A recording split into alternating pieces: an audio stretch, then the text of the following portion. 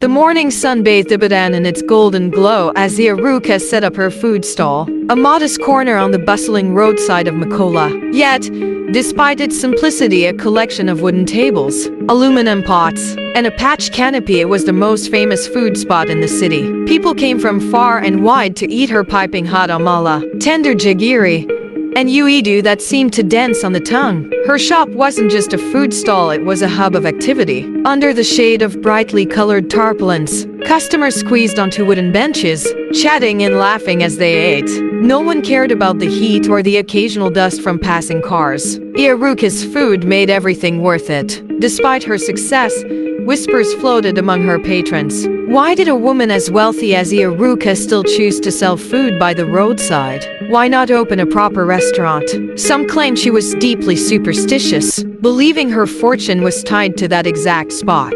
Others said she was stubbornly sentimental, but only Iaruka knew the truth. Every day, as she served her customers with a warm smile, her eyes would scan the crowd searching. She had been searching for years, her heart clinging to a promise made long ago. It was after the lunch rush when Said, a loyal customer and curious observer, finally worked up the courage to ask. "Iaruka," she said, wiping her mouth with a serviette, "why do you still stay here? Everyone knows you could own the biggest restaurant in Ibadan." Iaruka froze for a moment, her ladle suspended over a pot of steaming soup. She glanced at Said, her usually bright eyes clouded with something unreadable. "Come back after the evening rush," she said quietly. "I will tell you." That evening, the market quieted as the day wound down. Iaruka sat on a small stool, her hands resting on her lap. Said joined her, curiosity shining in her eyes.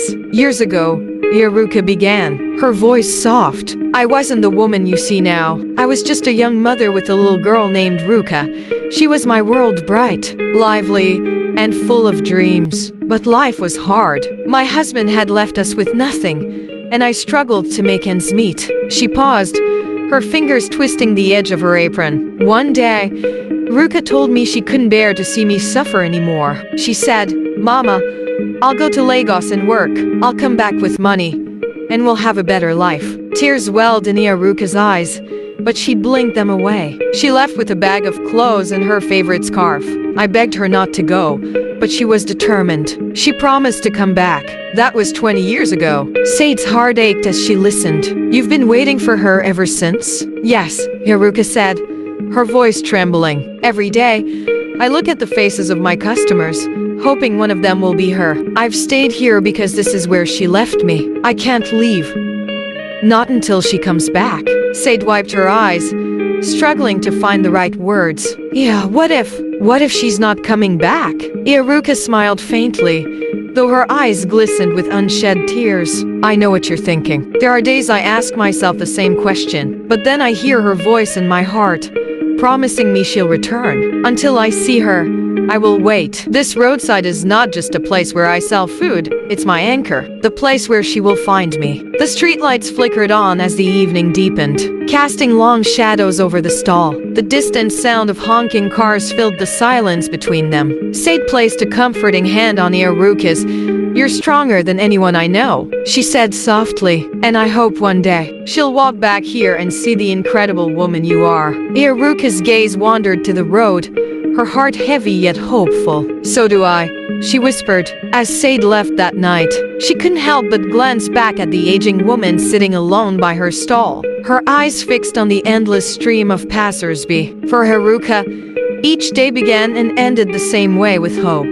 The faces blurred together, yet she never stopped searching, never stopped believing. Whether Ruka would return or not was a question no one could answer. But one thing was certain.